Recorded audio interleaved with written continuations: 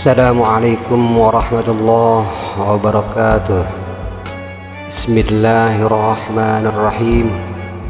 Alhamdulillahi rabbil alamin. Nahmaduhu wa nasta'inuhu wa nastaghfiruh.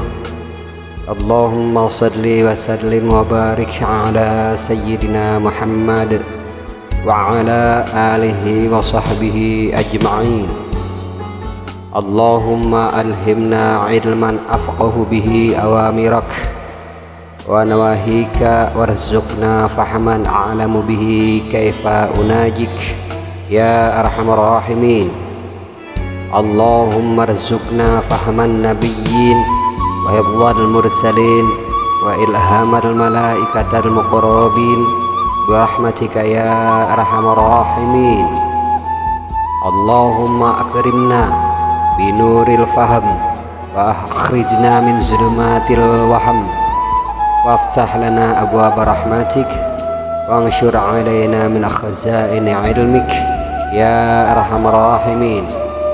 Allahumma zidna ilman wa wasi' fi rizqana wa barik lana fi ma razaqtana waj'alna mahbuban fi qulubi ibadik wa azizan fi ayunihim waj'alna wajihan fid dunya wal akhirah wa minal muqarrabin ya kafiran nawar wa ya hasanar fi'ar wa ya qa'iman bila zawar ya mubdi'an bila mithar falakal hamdu wal minnah wa syaraf ala kulli hal walhamdulillahi rabbil alamin. Assalamualaikum warahmatullahi ta'ala wabarakatuh. A'udzu billahi minasyaitonir rajim. Bismillahirrahmanirrahim. Alhamdulillahi rabbil alamin.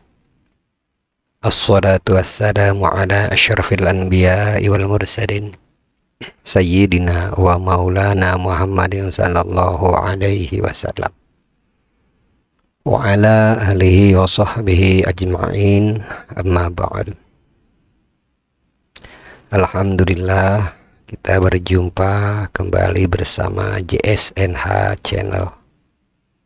Semoga para mustami' senantiasa sehat walafiat, dan semoga Allah Ta'ala melimpahkan karunia kepada para mustami', dan semoga Allah Ta'ala memberikan kelancaran berbagai aktivitas para mustami'. Perjumpaan kita kali ini insyaallah akan membahas tentang Fathur Rabbani. Fathur Rabbani ini disinyalir sebagai karya para murid sosok agung Syekh Abdul Qadir Jailani, akan tetapi kitab ini dinisbatkan kepada beliau. Namun ada juga sebagian golongan yang memiliki keyakinan bahwa Fathur Rabbani ini karya tulis dari Syekh Abdul Qadir Jailani.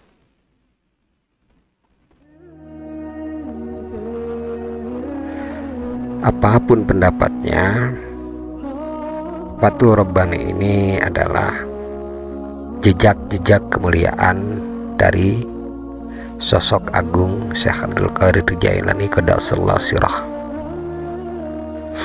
Sebelum kita memasuki pembahasan, ada baiknya sekelumit akan kita bahas tentang sosok agung ini. Walaupun memang insyaallah para mustami' sudah mengetahui terkait manaqib daripada sosok agung. Sosok agung yang kami maksudkan adalah Syekh Abdul Qadir Jailani. Nama lengkap beliau adalah Abu Saleh Sayyidi Abdul Qadir Ibnu Musa Ibnu Abdullah Ibnu Yahya Az-Zahid Ibnu Muhammad Ibnu Dawud Ibnu Musa Al-Jun Ibnu Abdullah Al-Mahdi Ibnul Hasan Al-Muthanna Ibnul Hasan Ibnu Ali bin Abi Thalib radhiyallahu ta'ala anhu wa karamallahu wajhah. Beliau yang terkenal dengan nama Syekh Abdul Qadir Jailani ini lahir pada tahun 470 Hijriah dan wafat pada tahun 561 Hijriah dan dimakamkan di Baghdad. Banyak orang yang secara khusus mengarang kitab tentang perjalanan hidup beliau.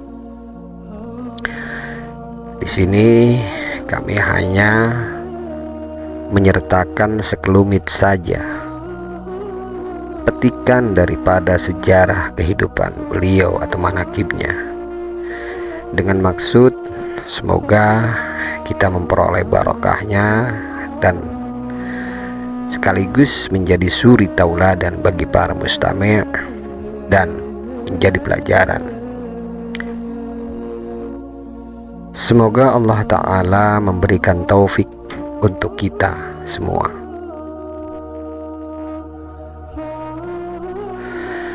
Beliau, Syekh Abdul Qadir Jailani berkata, Al-Husain Al-Halaj pernah tersesat jalan, namun tidak ada seorang pun yang mau peduli dengannya pada waktu itu. Padahal aku terhadap siapapun yang tersesat jalan, baik dia itu dari sahabatku maupun dari murid-muridku atau para pecintaku, pastilah selalu menolongnya. Beliau menjelaskan, kudaku selalu terkekang, panahku selalu terbentang, dan pedangku senantiasa terhunus dalam rangka menolong mereka. Aku pasti akan selalu menolong dan menjaga mereka, walaupun mereka tidak menyadarinya. Sementara ibunda Abdul Qadir Al-Jailani pernah bercerita, semenjak aku melahirkan anakku, lanjut ibu Abdul Qadir, ia tidak pernah menetek pada siang bulan Ramadan. Suatu kali, lantaran hari berawan, orang-orang tidak bisa lagi melihat bulan sabit guna menentukan telah masuknya bulan Ramadan.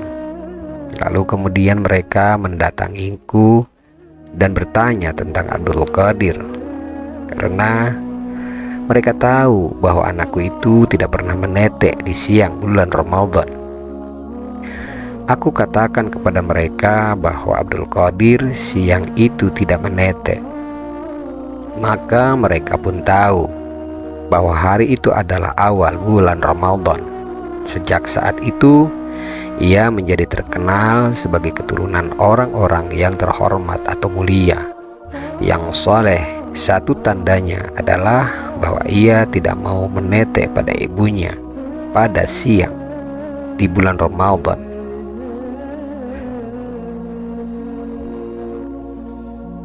Beliau selalu berpakaian khas ulama, berselendang, bersurban, menunggang keledai, berbicara di atas kursi yang tinggi. Terkadang beliau berjalan beberapa langkah di udara di atas kepala orang-orang yang hadir, lalu kemudian kembali lagi ke kursinya.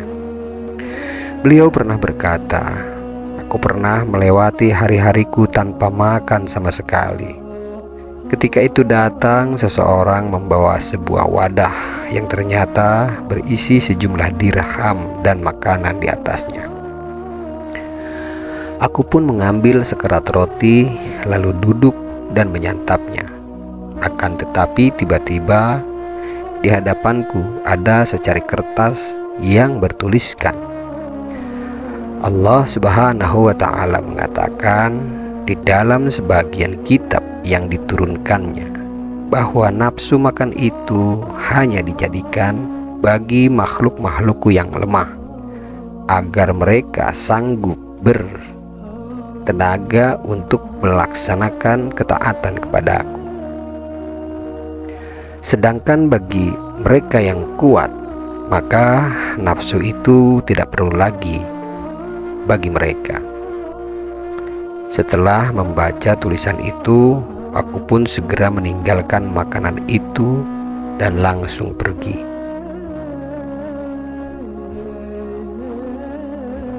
Beliau juga berkata, aku pernah memikul beban yang sangat berat, begitu beratnya, sehingga andaikan ditaruh di atas gunung, pastilah gunung itu akan ambruk karena tidak kuasa memikul beban tersebut.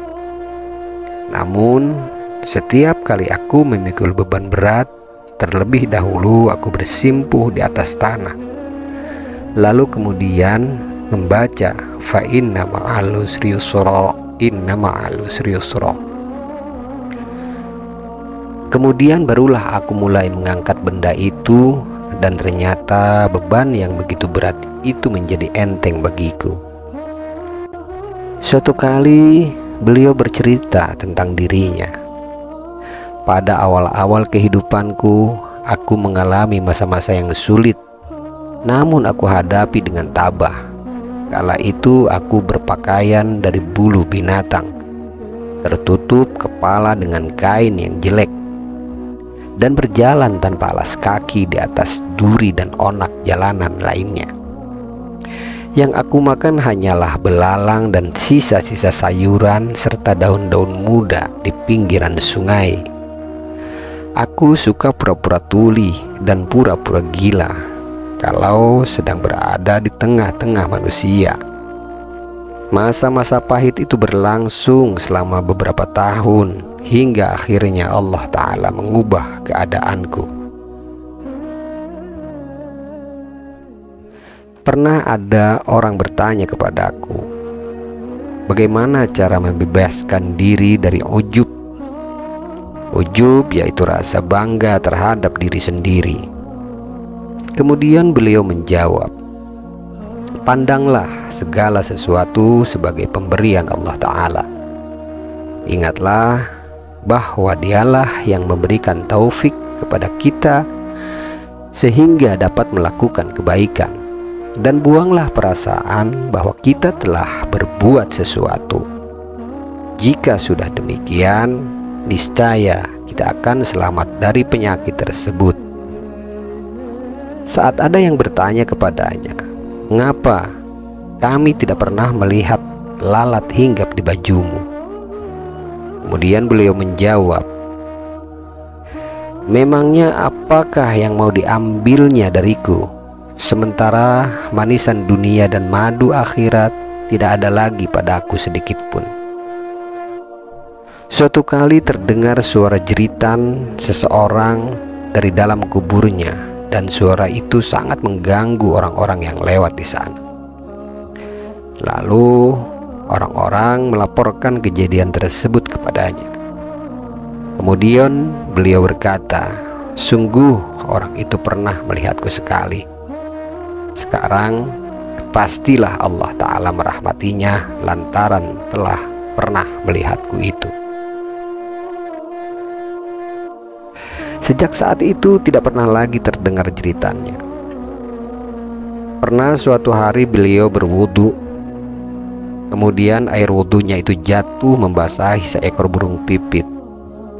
Burung itu diperhatikannya terbang lalu terjatuh dan mati. Melihat kejadian tersebut, beliau langsung mencuci bajunya lalu menjualnya. Dan uang hasil penjualan baju itu beliau sedekahkan seraya berkata, burung itu mati lantaran air wuduku. Di antara perkataannya yang lain, ya Allah Tuhanku, bagaimana aku menyerahkan roh kepadamu sedangkan segala sesuatu adalah milikmu. Beliau mengajar selama 13 tahun. Selama itu beliau mengajarkan banyak cabang ilmu seperti tafsir, hadis, ilmu hadis, fikih berikut madhab-madhabnya, usul fikih, nahwu, dan yang lainnya. Setelah zuhur, beliau membaca Al-Quran dengan berbagai macam qiraatnya. Beliau juga memberikan fatwa dengan madhab Imam Syafi'i dan Imam Ahmad bin Hanbal. Ulama-ulama di Irak sangat kagum terhadap fatwa-fatwanya, sampai mereka berkata, Maha suci Zat yang telah memberikan nikmat kepadanya. Sebuah pertanyaan pernah diajukan kepadanya tentang seseorang yang mengaku melihat Allah dengan mata telanjangnya. Lalu kemudian beliau memanggil orang itu lalu bertanya kepadanya, benarkah apa yang disampaikan orang tentang dirimu, bahwa kamu mengaku melihat Allah dengan mata telanjangmu? Kemudian ia menjawab, ya benar. Maka orang itu dibentaknya dan disuruhnya untuk tidak lagi mengatakan seperti itu. Kemudian orang-orang yang hadir bertanya kepada beliau, apakah pengakuan seperti itu benar?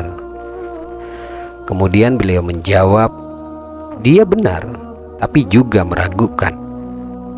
Sebab ketika ia telah berhasil melihat cahaya keindahan Tuhan dengan pandangan batinnya atau basirahnya, timbullah pantulan cahaya itu pada pandangan lahirnya atau basar, sehingga pandangan lahirnya itu mampu melihat pandangan batinnya yang sedang memandang cahaya keindahan Tuhan.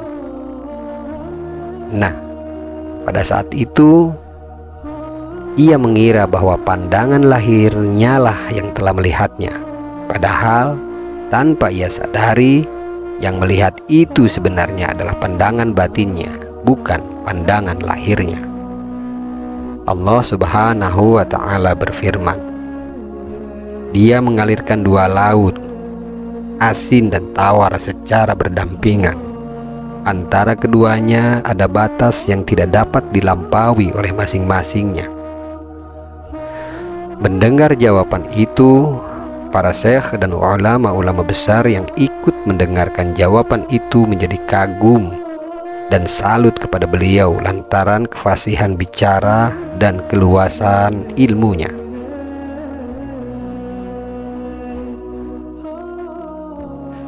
Beliau pernah berkata, pada suatu hari aku perhatikan ada sebuah cahaya di langit. Lalu dari cahaya itu muncul sesosok makhluk. Lantas makhluk itu memanggilku dan berkata, wahai Abdul Qadir, aku adalah Tuhanmu. Aku telah menghalalkan bagimu segala apa yang haram. Lalu aku jawab perkataan itu dengan mengatakan, pergilah engkau, wahai setan yang terkutuk.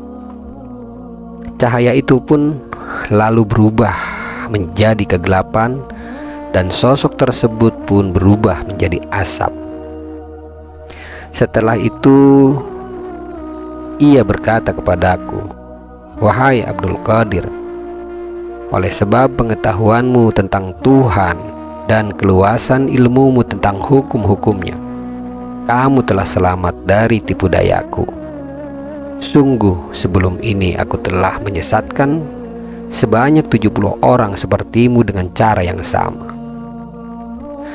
Kemudian aku berkata, bagi Allah lah segala karunia dan keutamaan. Orang-orang bertanya kepada beliau, bagaimana Anda tahu bahwa dia itu adalah setan? Kemudian beliau menjawab, sebab ia mengatakan bahwa ia telah menghalalkan bagiku segala apa yang diharamkan. Padahal Allah tidak akan menghalalkan yang haram bagi siapapun. Ditanyakan pula kepada beliau, bagaimana cara membedakan bahwa yang datang kepada kita itu Tuhan atau syaitan? Kemudian beliau menjawab, Tuhan tidak datang dengan mengaku-ngaku seperti mengaku dirinya sebagai Tuhan dan telah menghalalkan yang haram. Tidak pergi karena satu sebab, seperti karena disuruh pergi. Tidak juga mengambil bentuk sesuatu atau seseorang, dan tidak pada waktu tertentu. Sedangkan syaitan sebaliknya. Saat ditanya tentang cara memperoleh semangat untuk beribadah, beliau menjawab, caranya adalah dengan menelanjangi, dengan membebaskan diri dari kecintaan terhadap dunia, mempertautkan jiwa hanya dengan akhirat, menyatukan kehendak hati dengan kehendak Tuhan, dan membersihkan batin dari ketergantungan terhadap makhluk. Saat ditanya tentang menangis, beliau berkata, menangislah kamu karena Allah, menangislah karena jauh darinya, dan menangislah untuknya. Saat ditanya tentang dunia, ia berkata, keluarkanlah ia dari dalam hatimu ke dalam tanganmu, dengan begitu ia tidak akan mencelakakanmu. Dan ketika ditanya tentang syukur, beliau berkata, hakikat syukur adalah mengakui dengan penuh ketundukan terhadap nikmat si pemberi nikmat, mempersaksikan karunia-Nya, dan memelihara kehormatannya dengan menyadari kesungguhannya bahwa kita tidak akan sanggup untuk bersyukur dalam artian yang sebenarnya. Beliau berkata, orang miskin yang sabar karena Allah menghadapi kemiskinannya adalah lebih baik daripada orang kaya yang bersyukur kepadanya. Orang miskin yang bersyukur adalah lebih baik dari kedua orang di atas. Sedangkan orang miskin yang sabar dan bersyukur adalah lebih baik dari mereka semua. Tidak ada yang sabar menjalani ujian kecuali orang yang tahu akan hakikat ujian tersebut. Ketika ditanya tentang al-baqa atau keabadian, beliau menjawab, tidaklah keabadian itu melainkan dengan perjumpaan dengan Tuhan. Sedangkan perjumpaan dengan Tuhan itu adalah seperti kedipan mata, atau lebih cepat daripada itu. Di antara ciri orang yang akan berjumpa dengan Tuhannya adalah tidak terdapat sesuatu yang bersifat fana pada dirinya sama sekali. Sebab keabadian dan fana adalah dua sifat yang saling bertolak belakang. Beliau pernah berkata, makhluk adalah tabir penghalang bagi dirimu, dan dirimu adalah tabir penghalang bagi Tuhanmu. Selama kamu melihat makhluk, selama itu pula kamu tidak dapat melihat dirimu. Dan selama kamu melihat dirimu, selama itu pula kamu tidak dapat melihat Tuhanmu. Setelah nama Syekh Abdul Qadir Jailani semakin terkenal di antero negeri, berkumpullah 100 orang ulama di Baghdad. Mereka bermaksud menguji keluasan ilmunya. Setiap orang dari mereka telah mempersiapkan pertanyaannya masing-masing. Namun ketika beliau memasuki ke dalam majelis mereka, mereka melihat ada kilatan cahaya yang keluar dari dadanya. Cahaya tersebut melewati dada-dada mereka satu persatu dan menghapus seluruh pertanyaan yang ada di dalamnya, yang sudah mereka persiapkan sebelumnya. Mereka begitu tersentak dengan kejadian itu, lalu buru-buru menanggalkan pakaian khas keulamaan mereka. Setelah itu barulah ia naik ke atas kursi dan mulai berbicara, yang dalam pembicaraannya itu beliau menjawab seluruh pertanyaan yang telah terhapus dari dada-dada mereka yang belum sempat mereka sampaikan. Semua ulama yang hadir di majelis itu menjadi tunduk dan mengakui keutamaan dan keluasan ilmunya. Di antara akhlak beliau yang sangat mulia dan agung adalah selalu berada di dekat orang-orang kecil, selalu berada di samping orang-orang kecil dan para hamba sahaya untuk mengayomi mereka. Beliau senantiasa bergaul dengan orang-orang miskin, sembari membantu membersihkan pakaian mereka. Beliau sama sekali tidak pernah mendekati para pembesar atau para pembantu negara, juga sama sekali tidak pernah mendekati pintu rumah seorang menteri maupun raja. Singkatnya, jejak-jejak mulia hidup beliau begitu banyak dan tiada terhingga. Begitu banyaknya sehingga kita tidak sanggup untuk mengungkapkan keseluruhannya. Semoga Allah Ta'ala meridainya dan meridai para wali dan para orang-orang saleh, dan karena kecintaan kita terhadap mereka, semoga Allah Ta'ala merahmati kita semua serta menggabungkan kita bersama mereka semua. Amin ya Allah ya Rabbal Alamin. Selanjutnya tentang Fathur Rabbani. Yang pertama adalah dengan tema jangan menentang takdir Allah Subhanahu wa Ta'ala. Sosok agung berkata, menentang takdir yang ditetapkan oleh Allah Subhanahu wa Ta'ala dapat mematikan agama, dapat mematikan tauhid, dapat mematikan rasa tawakal dan keikhlasan. Hati orang mukmin tidak mengetahui kenapa dan bagaimana ia tidak mengetahui. Ia hanya dapat mengatakan bahwa semua jiwa hanya dapat menentang dan melawan takdirnya. Karena itu, siapapun yang menginginkan jiwa yang menentang takdirnya menjadi baik, maka ia harus berusaha membuatnya menjadi baik, sehingga ia aman dari keburukannya. Sebab semua jiwa tenggelam dalam keburukan. Jika jiwa sudah diuji lalu menjadi tenang, maka jiwa akan berada dalam limpahan kebaikan, dan ia pun akan menjalankan segala bentuk ketaatan dan meninggalkan segala bentuk kemaksiatan. Pada saat itu, kepada jiwa semacam ini akan dikatakan, ya ayyatuhan nafsul mutmainnah, irji'i ila rabbiki radiyatan mardiyah.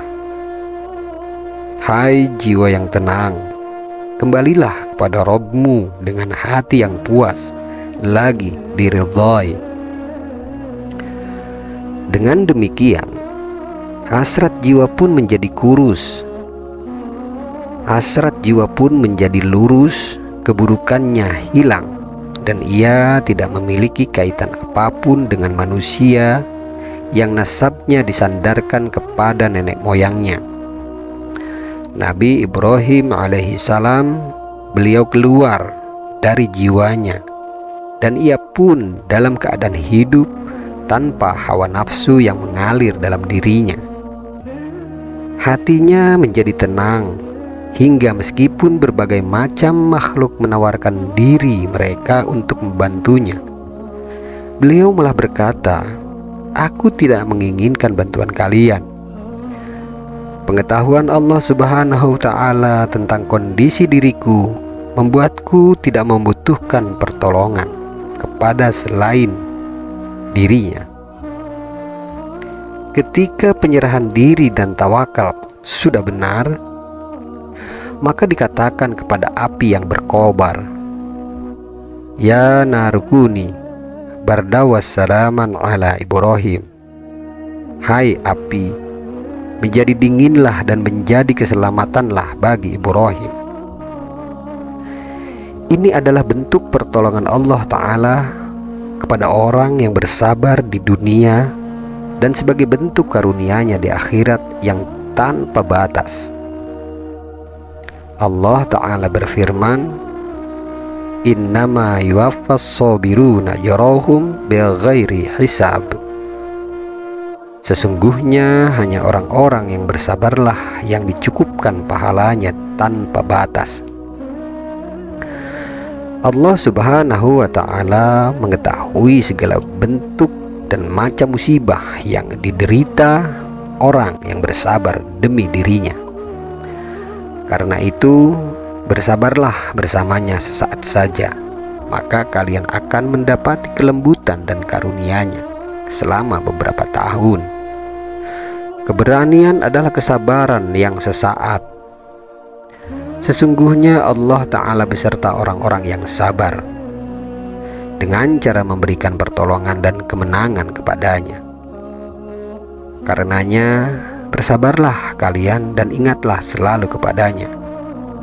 Janganlah kalian melupakannya maupun melalaikannya, kecuali setelah kematian datang menjemput. Sebab mengingatnya setelah waktu itu tidak lagi bermanfaat bagi kalian. Ingatlah dirinya sebelum kalian bertemu dengannya. Ingatlah dirinya sebelum kalian diingatkan oleh penderitaan yang menimpa kalian. Lalu kalian menyesal pada saat penyesalan itu sendiri tidak berguna lagi bagi kalian. Perbaikilah hati kalian, sebab ketika hati menjadi baik, maka baiklah semua hal yang berkaitan dengan diri kalian. Karena inilah Nabi Shallallahu Alaihi Wasallam bersabda, "Inna fil jasad mudghah, idza salahat salahal jasad kullu, wa idza fasadat jasadu kullu, ala wahyal qalbu." Dalam tubuh manusia ada segumpal daging yang ketika gumpalan daging itu baik, maka seluruh jasadnya pun menjadi baik. Sedangkan ketika gumpalan itu rusak, maka rusaklah seluruh jasadnya. Gumpalan daging itu adalah hati. Hadis riwayat Bukhari dan Muslim, juga diriwayatkan oleh Imam Abu Daud, Imam At-Tirmidzi, Imam An-Nasai, juga Imam Ibnu Majah. Hati dapat menjadi baik dengan bertakwa dan bertawakal kepada Allah Subhanahu wa Ta'ala. Hati dapat menjadi baik dengan mengesahkannya dan ikhlas di dalam amalnya. Sebaliknya, hati akan menjadi rusak dan tidak adanya semua unsur-unsur tersebut. Hati laksana burung di dalam sangkar, laksana mutiara di dalam kotak kecil, dan laksana harta di dalam gudang. Yang dijadikan perumpamaan di sini adalah burungnya, bukan sangkarnya, mutiaranya bukan kotaknya, dan hartanya bukan gudangnya. Ya Allah, sibukkanlah seluruh organ tubuh kami dengan perbuatan taat kepadamu, dan sibukkanlah hati kami dengan pengetahuan tentang dirimu. Selimutilah diri kami dengan kesibukan semacam ini sepanjang siang dan malam selama hidup kami, dan gabungkanlah kami dengan orang-orang yang saleh yang telah melakukannya terlebih dahulu. Karuniakanlah kami sesuatu yang telah Engkau karuniakan kepada mereka, dan jadikanlah Engkau penolong bagi kami sebagaimana Engkau menjadi penolong bagi mereka. Amin ya Allah ya Rabbal Alamin. Wahai orang-orang beriman, jadikanlah diri kalian untuk Allah Subhanahu wa Ta'ala sebagaimana orang-orang saleh menjadikan diri mereka untuknya, sehingga kalian memperoleh apa yang mereka peroleh. Jika kalian ingin Dia memperhatikan kalian, sibukkanlah diri kalian dengan perbuatan taat kepadanya, bersabar demi dirinya, dan ridha dengan perbuatannya kepada kalian dan orang lain. Hendaknya orang-orang beriman bersikap zuhud terhadap dunia dan mengambil bagian dunia mereka dengan tangan takwa dan wara'. Kemudian mereka mencari akhirat dan beramal dengan amalannya. Mereka melawan diri mereka sendiri dan mentaati Rabb mereka. Mereka menasehati diri mereka sendiri lalu menasehati orang lain. Wahai saudaraku, nasihatilah dirimu sendiri terlebih dahulu. Setelah itu baru kamu menasehati orang lain. Khususkan nasihat itu kepada dirimu terlebih dahulu. Jangan beralih kepada orang lain. Padahal pada dirimu masih ada sesuatu yang perlu kamu perbaiki. Celakalah kamu karena kamu tahu bagaimana cara menyelamatkan orang lain, akan tetapi kamu buta sama sekali tentang bagaimana cara membimbingnya. Ketahuilah bahwa yang dapat membimbing manusia hanyalah orang yang bisa melihat Ketahuilah bahwa yang dapat membimbing manusia hanyalah orang yang bijak, dan yang dapat menyelamatkannya dari lautan yang dalam hanyalah perenang yang baik. Orang yang dapat mengembalikan manusia kepada Allah Azza wa Jal hanyalah orang yang mengenalnya. Jadi bagaimana mungkin orang yang tidak mengenalnya bisa memberikan petunjuk kepada orang lain tentang bagaimana cara kembali kepadanya? Kami tidak bicara kepadamu tentang perbuatannya, tentang kecintaanmu pada amal perbuatanmu yang diperuntukkan hanya kepadanya, dan tentang ketakutanmu hanya darinya. Sebab semua itu terletak di dalam hati, bukan di lisan. Diungkapkan pada saat sedang menyendiri, bukan pada saat sedang bersama orang lain. Jadi jika ketauhidan diibaratkan berada di depan rumah sehingga bisa dilihat, sedangkan kemusyrikan berada di dalamnya sehingga tidak bisa dilihat, maka itulah bentuk kemunafikan yang sesungguhnya. Celakalah kamu karena lisanmu mengaku bertakwa, tetapi hatimu berbuat dosa. Lisanmu mau mengucapkan kata syukur, tetapi hatimu melakukan penentangan. Dalam salah satu hadis qudsi, Allah Ta'ala berfirman, Ya bni Adam khairi ilaik nazidun wa syarruka ilayya sa'id. Wahai manusia, kebaikanku turun kepadamu dan keburukanmu naik kepadaku. Celakalah kamu mengaku sebagai hambanya, tapi saat kepada selainnya. Celakalah kamu mengaku sebagai hambanya, akan tetapi mentaati kepada selainnya.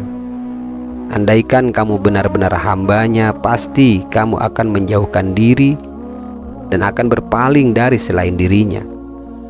Orang yang benar-benar beriman tidak akan mentaati jiwanya, tidak akan mentaati setannya dan hawa nafsunya.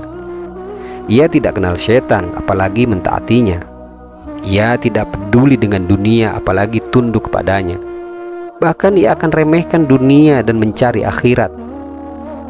Jika mendapat dunia, ia meninggalkannya dan berpaling kepada Allah Subhanahu wa Ta'ala, beribadah kepadanya dengan penuh keikhlasan sepanjang waktunya.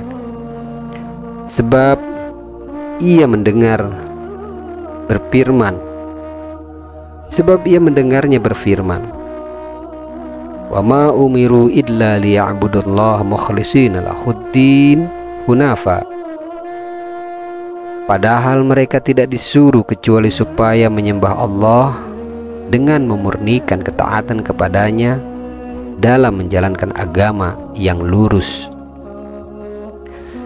Tinggalkanlah kemusyrikan dan esahkanlah Allah Subhanahu wa Ta'ala. Dialah pencipta segala sesuatu, dan di tangannya lah takdir sesuatu itu berada. Wahai pencari sesuatu dari selain Allah, gunakanlah akalmu. Apakah ada sesuatu yang berada di luar hasanahnya? Padahal Allah Ta'ala sendiri berfirman, Wa min syai'in illa indana khazainuh. Dan tidak ada sesuatu pun melainkan pada sisi kamilah hasanahnya. Wahai saudaraku, tidurlah di bawah pipa takdir dengan berbantalkan kesabaran, berkalungkan kerelaan dan beribadah seraya menunggu kelapangan. Jika kamu berbuat seperti ini, niscaya pemilik takdir yaitu Allah Azza wa Jal akan mencurahkan kepadamu keutamaan dan karunia-Nya yang sebenarnya tidak layak kamu minta dan kamu harapkan. Wahai saudaraku, terimalah takdir dengan penuh kerelaan dan sambutlah orang yang menyembah zat pengatur takdir sebagai realisasi dari penerimaan takdir dengan baik. Sebab penerimaan kita pada takdir dapat mengantarkan kita pada zat pengatur takdir. Wahai saudaraku, mari kita sama-sama menghinakan diri kepada Allah Azza wa Jalla. kepada takdir dan kepada perbuatannya. Mari kita tundukkan kepala zahir dan batin kita supaya kita dapat menerima takdir dengan baik dan berjalan di bawah naungannya. Sebab takdir adalah utusan sang penguasa, maka kita harus menghormatinya demi zat yang mengutusnya. Jika kita memperlakukan takdir dengan cara seperti ini, maka takdir akan mengantarkan kita menuju zat penguasa takdir. Hunalikal walayatu lillahil haq. Di sana pertolongan itu hanya dari Allah yang hak. Allah Subhanahu wa ta'ala memberimu minum dari lautan ilmunya, memberimu makan dari hidangan keutamaannya, bersikap ramah dengan kelembutannya, dan melimpahkan rahmatnya kepadamu. Ini diberikan hanya kepada satu dari sejuta manusia dari seluruh kelompok dan kabilah. Wahai saudaraku, kamu harus bertakwa kepada Allah Subhanahu wa ta'ala, mengikuti aturan-aturannya, menentang jiwa, menentang hawa nafsu dan setan serta teman-teman yang buruk. Dalam berjuang melawan mereka, seorang mukmin tidak akan membuka penutup kepalanya demi seorang gadis, tidak akan menyembunyikan pedangnya, dan tidak akan menanggalkan pelana dari punggung kudanya. Ia tidur seperti tidurnya suatu kaum yang menjadikan kemenangan sebagai makanan mereka, kefakiran sebagai pembicaraan mereka, dan keharusan untuk diam sebagai kebiasaan mereka. Padahal yang membuat mereka dapat bicara hanyalah takdir dan perbuatannya. Dialah yang menggerakkan lisannya di dunia, sebagaimana dia membuat seluruh anggota tubuh dapat berbicara pada hari kiamat kelak. Dialah zat yang membuat mereka dapat berbicara, sebagaimana dia membuat benda mati dapat berbicara. Dialah yang memberikan kepada mereka media untuk berbicara, yaitu lisan, sehingga mereka pun dapat berbicara. Ketika dia ingin menyampaikan peringatan dan kabar gembira kepada mereka, dia akan mempersiapkan medianya, yakni dengan mengutus para nabi dan rasul untuk menyampaikan hujah kepada mereka. Ketika para nabi dan rasul wafat, dia menempatkan para ulama dengan keilmuan mereka sebagai pengganti para nabi dan rasul untuk menyampaikan hal-hal yang baik kepada manusia. Nabi Shallallahu Alaihi Wasallam bersabda, "Al-ulama warathatul anbiya." Ulama adalah pewaris para nabi. Wahai saudaraku, bersyukurlah kepada Allah Azza wa Jal atas segala nikmatnya, dan lihatlah kalau semua nikmat itu berasal darinya.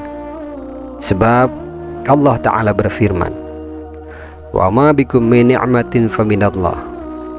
Dan apa saja nikmat yang ada pada kamu, maka dari Allah lah jua datangnya. Tapi di manakah rasa syukur kalian, wahai para penerima nikmatnya? Wahai orang-orang yang menganggap nikmatnya berasal dari selain dirinya. Terkadang kalian menganggap nikmatnya berasal dari selain dirinya. Terkadang kalian menganggap nikmatnya hanya sedikit, lalu kalian menunggu sesuatu yang tidak diperuntukkan bagi diri kalian. Dan terkadang kalian menggunakan nikmatnya untuk bermaksiat kepadanya.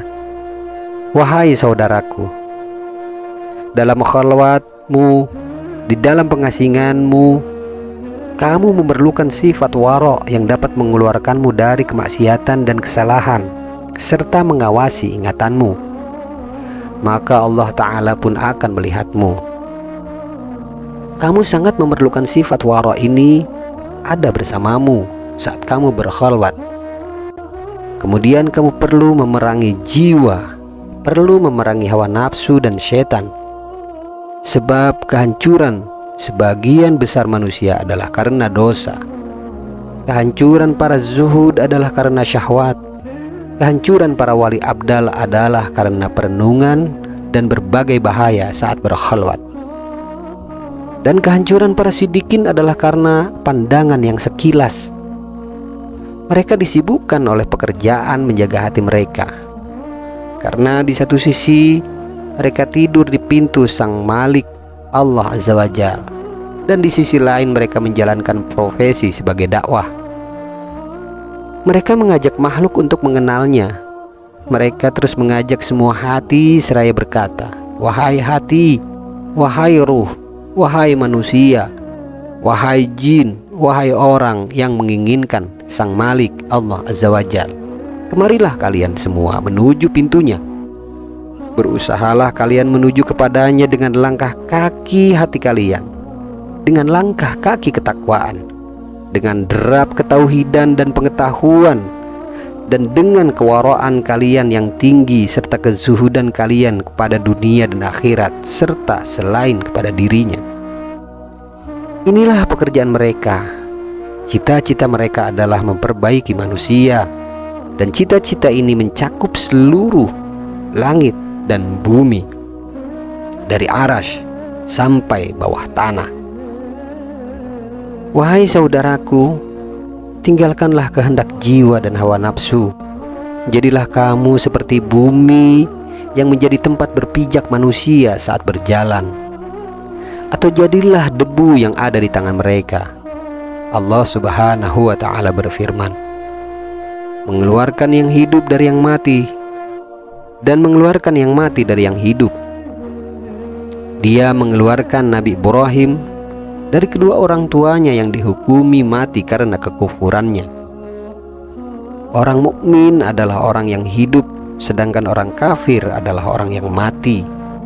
Yang mengesahkannya adalah orang yang hidup, sedangkan yang menyekutukannya adalah orang yang mati.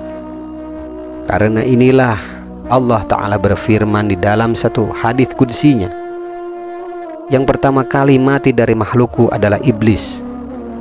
Maksudnya karena iblis bermaksiat kepadaku, ia pun mati karena kemaksiatannya. Saat ini sudah memasuki zaman akhir. Pasar kemunafikan dan kedustaan sudah bermunculan di mana-mana, laksana jamur di musim hujan. Karena itu janganlah kamu duduk dengan orang-orang munafik, dengan para pendusta dan para dajjal. Sungguh kamu pasti akan celaka jika duduk bersama wanita munafik yang pendusta, kafir, pelaku dosa, dan menyekutukannya. Jadi mengapa kamu masih tetap duduk bersamanya? Tentanglah ia dan jangan terima belenggunya. Namun kamu jangan menceraikannya, cukup penjarakan saja, dengan memberikan hak-hak yang wajib ia peroleh darimu. Tundukkan saja ia dengan menyuruhmu melakukan berbagai mujahadah.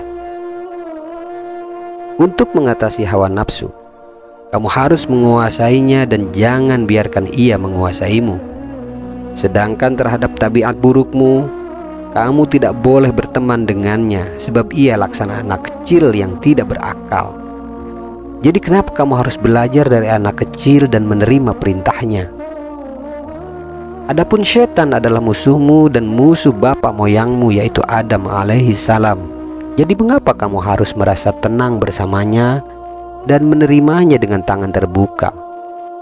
Padahal antara kamu dengannya ada hutang darah dan permusuhan sejak dahulu kala.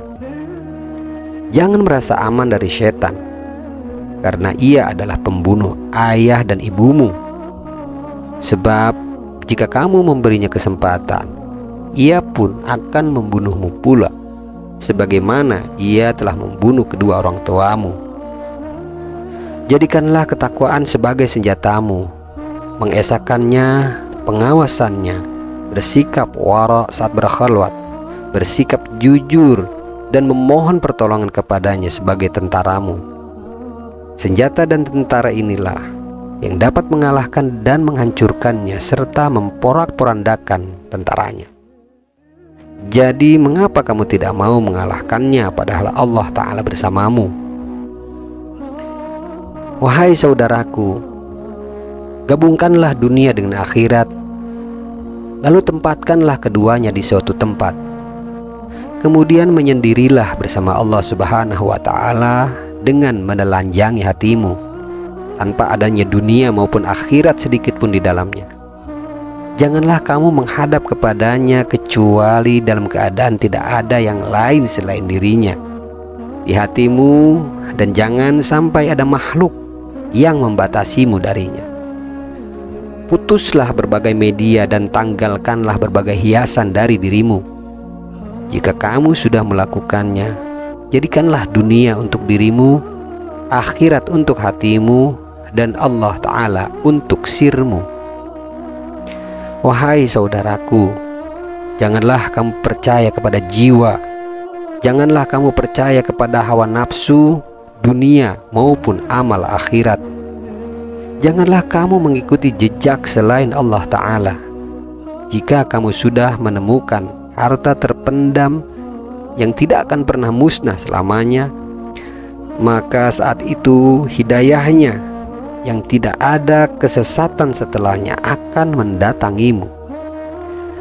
Bertaubatlah atas semua dosa-dosamu dan larilah dari semua dosa itu menuju kepadanya. Jika kamu sudah bertaubat, maka zahir dan batinmu pun akan bertaubat. Taubat adalah laksana esensi sebuah negara. Tanggalkan pakaian kemaksiatan dengan pertaubatan yang tulus dan benar-benar malulah kepadanya. Ini adalah bagian dari amalan hati. Setelah sebelumnya melakukan penyucian seluruh anggota tubuh dengan amalan syariat. Jadi, pemilik hati memiliki pekerjaan, dan hati itu sendiri juga memiliki pekerjaan. Ketika hati keluar menuju gurun kehidupan dan berhubungan dengan berbagai makhluk, ia akan mengendarai laut ketakwaan dan pengetahuan tentang Allah Ta'ala. Hati pun akan meninggalkan kehidupan dan mencari pencipta kehidupan. Ketika sedang berada di tengah lautan, di sana terdengar seruan, Alladzi khalaqani fahuwa yahdin, yaitu Rabb yang telah menciptakan aku, maka dialah yang menunjukiku. Ia berjalan dari satu pesisir ke pesisir yang lain, dari satu tempat ke tempat lain, sampai akhirnya ia berhenti di jalan yang lurus. Ketika ia mengingat Robnya, jalan tersebut semakin jelas terlihat dan kerusakannya pun mulai tersingkap. Hati orang yang mencari Allah Ta'ala bersedia menempuh jarak yang jauh dan meninggalkan semua miliknya di belakangnya. Saat merasa takut pada kebinasaan, ketika sedang berada di tengah perjalanan, keimanannya muncul untuk memotivasinya, sehingga api rasa takut dan terasing pun menjadi padam, berganti dengan cahaya kerinduan dan rasa senang karena sudah dekat kepadanya. Wahai saudaraku, jika kamu tertimpa suatu penyakit, terimalah dengan tangan kesabaran dan tenanglah sampai obatnya datang. Ketika obatnya datang, terimalah dengan tangan kesyukuran. Jika kamu berada dalam kondisi seperti ini, berarti kamu berada dalam kehidupan yang ringan. Rasa takut pada api neraka dapat melukai hati orang beriman, membuat wajahnya pucat pasi, dan dapat membuat hatinya merasa sedih. Jika kondisi ini sudah tertanam kuat dalam dirinya, Allah Subhanahu wa Ta'ala akan mengucurkan air kasih sayang dan kelembutannya ke dalam hatinya. Lalu dia, Allah Ta'ala, membukakan baginya pintu akhirat sehingga ia melihat tempat yang aman. Ketika hatinya sudah tenang dan tentram serta istirahat sejenak, dia membukakan baginya pintu keperkasaan. Maka hati dan jiwanya semakin terluka dan rasa takutnya pun semakin besar, lebih besar dari yang pertama. Ketika perasaan ini sudah menyelimutinya dengan sempurna, dia membukakan baginya pintu keindahan sehingga ia pun kembali merasa tenang, tentram, tersandar dan mulai menapaki tingkatan demi tingkatan. Wahai saudaraku, jangan sampai keinginanmu hanya tertuju pada apa yang kamu makan, kamu minum, kamu pakai, kamu nikahi, kamu tempati, dan kamu kumpulkan. Karena semua ini adalah keinginan nafsu dan watak. Lalu di mana keinginan hati dan jiwa? yang bentuknya adalah mencari Allah Azza wa Jalla. Keinginanmu adalah sesuatu yang menjadi tujuanmu. Karena itu hendaklah yang menjadi keinginanmu adalah Rabbmu. Dunia ada gantinya, yakni akhirat. Dan makhluk ada gantinya, yaitu Khalik. Ketika kamu meninggalkan sesuatu yang ada pada kehidupan sekarang ini, gantinya yang lebih baik akan muncul pada kehidupan yang akan datang. Dengan sisa umur yang kamu miliki saat ini, segeralah kamu mempersiapkan diri untuk akhirat dengan tujuan menyambut kedatangan malaikat maut.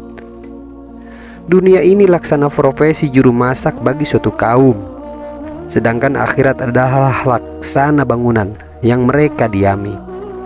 Ketika datang rasa cemburu dari Allah Azza wa Jalla, maka rasa cemburu itu akan menjadi penghalang antara mereka dengan dunia. Sedangkan bangunan menempati posisi akhirat, sehingga mereka pun tidak lagi membutuhkan dunia maupun akhirat. Wahai pendusta, kamu mencintai Allah Ta'ala hanya pada saat mendapat kenikmatan. Namun ketika cobaan datang, kamu lari seakan-akan dia bukanlah kekasihmu. Jadi seorang hamba dapat diketahui apakah ia mencintainya atau tidak ketika mengalami musibah. Jika saat musibahnya datang, jika saat musibah darinya datang dan kamu tetap kokoh pada kondisi semula, berarti kamu mencintainya. Namun jika sikapmu berubah, maka jelaslah kedustaanmu. Dan kondisi yang pertama, yaitu mencintai, berarti telah hilang dan terhapus. Seorang lelaki mendatangi Nabi SAW seraya berkata, "Ya Rasulullah, aku mencintaimu." Kemudian beliau pun berkata, "Ista'id lil fakri jilbaban." Jika demikian, berikanlah baju gamismu kepada fakir miskin. Di dalam redaksi yang lain, seorang lelaki mendatangi Rasulullah SAW seraya berkata, "Wahai Rasulullah, aku mencintaimu." Kemudian beliau pun berkata, "Ittakhidil bala'i jilbaban." Jika demikian, ambillah baju gamis untuk diberikan pada orang yang tertimpa musibah. Rasa mencintai Allah Ta'ala dan Rasulnya akan diiringi oleh kefakiran dan cobaan. Karena inilah sebahagian ulama salaf berkata, rasa cinta dibuktikan dengan cobaan, supaya tidak ada orang yang mengaku-ngaku mencintai. Sebab jika tidak seperti ini, yaitu tidak dengan menguji rasa cinta dengan cobaan, maka setiap orang dapat mengaku mencintainya. Dengan demikian, tetap bertahan di dalam cobaan dan kefakiran adalah tolak ukur yang menunjukkan kecintaan seseorang kepadanya.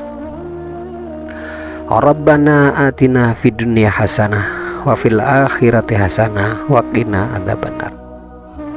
Demikian penjelasan tentang Batu Rabbani yang bertema menerima takdir dari Allah Ta'ala agar senantiasa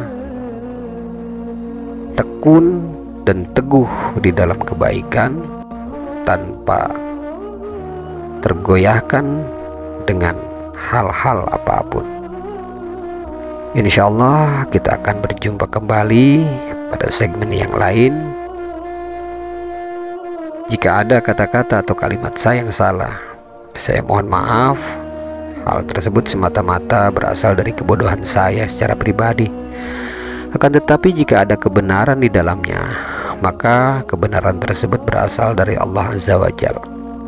Wabillahi taufiq wal hidayah. Wassalamualaikum warahmatullahi taala wabarakatuh.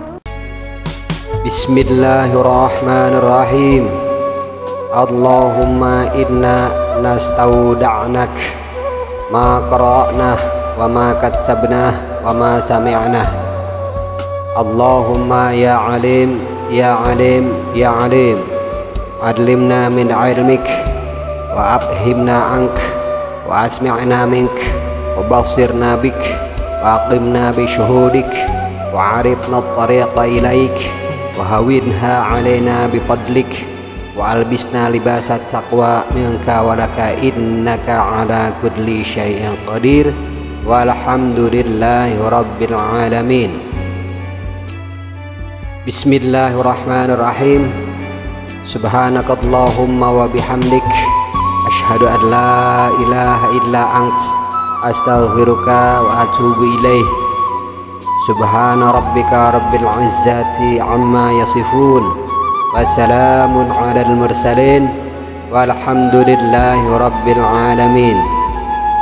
Allahumma aqsim lana min khasyatik ma tahulu bihi bainana wa baina ma'asik, wa min ta'atik ma tubadlighuna bihi jannatik, wa minal yaqin ma tuhawwin mati'na bi asma'ina wa basarina wa quwwatina ma ahyaitana, waj'alhu al-waritha minna, waj'al tha'rana ala man zalamana, wansurna ala man adana, wala taj'al musibatana fi dinina, wala taj'alid dunya akbar hammina, wala mablagha ilmina, wala tusallit alaina man la yarhamuna ya arhamar rahimin, walhamdulillahi rabbil alamin.